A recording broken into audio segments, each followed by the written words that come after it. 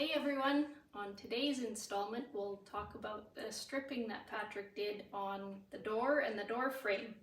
So he used stripper and got the paint loosened off of the door. He did up to here and the other corner of the door, all inside, and then there was some rust in here, so he had to get after that rust with the various tools I'll show you.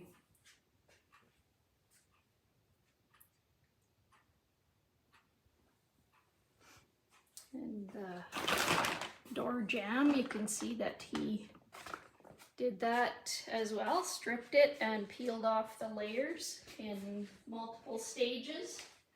So this was stage one, just a good old putty knife to get the loosest stuff off.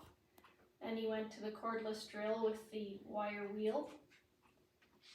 Next was the 3M roll-lock bristle discs. Those are what those look like. Then onto the grinder with Scotch-Brite discs. Then a sander with a higher grit. And the SCT contour tool by Eastwood. Then the last step was on the really tough parts to get the paint off. He used the die grinder with disc. Thanks everyone for watching.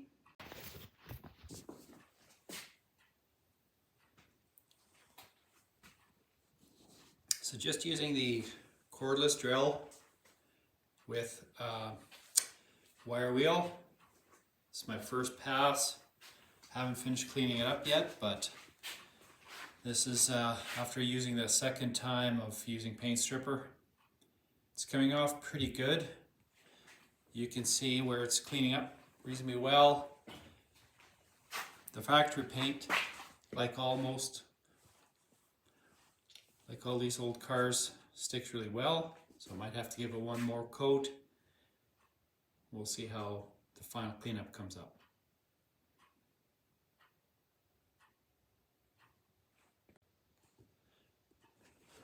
I've completed cleaning everything off with my Milwaukee with a couple of different brushes here.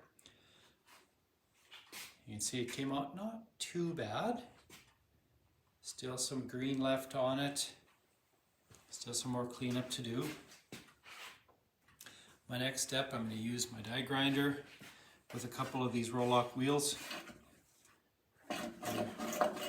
There's different grits. I believe the green's a little bit coarser and then the yellow's a little bit less. I'll probably have to get a little bit more aggressive in a couple of these areas with something else. But for now, I'll use these roll-locks and give you an update when it's done. Okay, I tried the roll-lock wheels, and while they worked okay, they were taking quite a bit of time. So I ended up using this, and it's working reasonably well. I've got this here, which works reasonably well, but it's hard to get in tight spaces, so I'm not going to finish up with that on the large areas.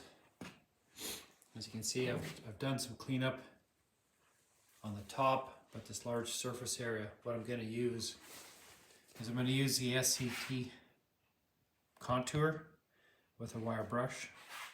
I've got a couple other grit sandpaper on there that I can use as well, but I'll start with this, and hopefully that works for the big areas.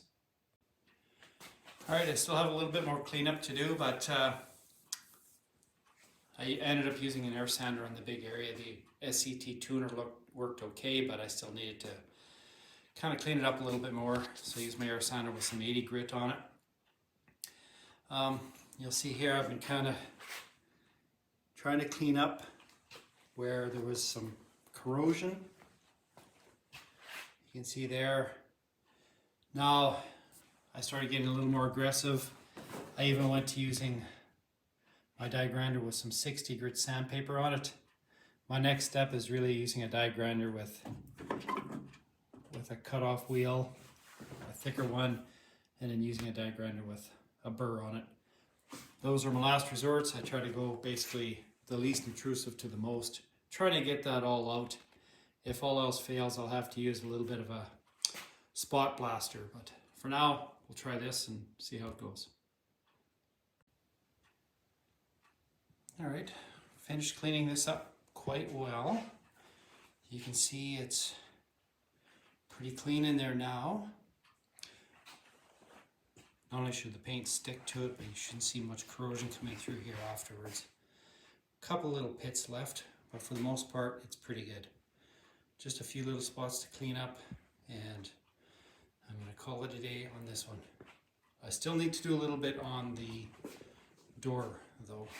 It just was a little bit more left there than I'd like. So I'll clean that up a little bit more, put a little bit more paint stripper on it, and then try to clean it up from there.